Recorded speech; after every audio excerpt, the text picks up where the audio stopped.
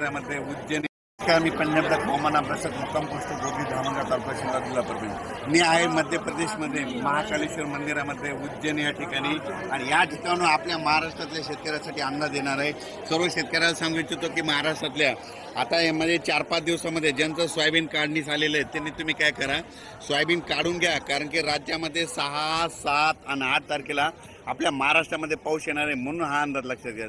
त्याच्यानंतर MP मध्ये मध्य प्रदेशमध्ये देखील 6, 7, 8 दरम्यान MP कडे देखील पाऊस पडणार आहे, म्हणून मध्य प्रदेशतील शेतकऱ्यांनी हा अंदाज लक्षात। सर्व शेतकऱ्याला सांगू इच्छितो की राज्यामध्ये आतामध्ये 1 तारखेपर्यंत हवामान कोरडं राहणार आहे, म्हणून हा अंदाज लक्षात घ्यायचा।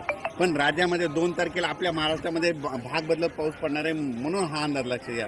पण सर्व शेतकऱ्याला सांगू इच्छितो 6 ऑक्टोबर, 7 ऑक्टोबर, 8 ऑक्टोबर, 9 ऑक्टोबर दरम्यान परत आपल्या महाराष्ट्रामध्ये जोराचा पाऊस येणार आहे, म्हणून तुम्ही तुमचं या 4-5 दिवसामध्ये जशी वेळ भेटेल तसं सोयाबीन काढा, झाका, वाटल्यास मशीन भेटले तर मशीननं काढा, हार्वेस्टरनं देखील काढून घ्या। म्हणून हा अंदाज खास करून मी या उज्जैन या ठिकाणी कालेश्वर मंदिर या ठिकाणून देत आहे।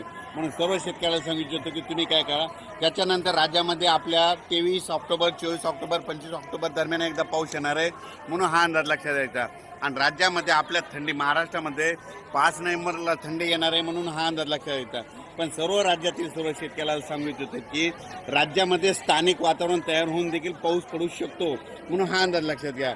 पण सर्वांना एक विनंती आहे की तुम्ही काय करा, 5 ऑक्टोबरच्या आत तुम्ही तुमचं सोयाबीन काढा, झाकून ठेवा, म्हणून हा अंदाज लक्षात घ्या। अचानक वातावरणात बदल झाला तर लगेच एक मेसेज दिला जाईल। धन्यवाद।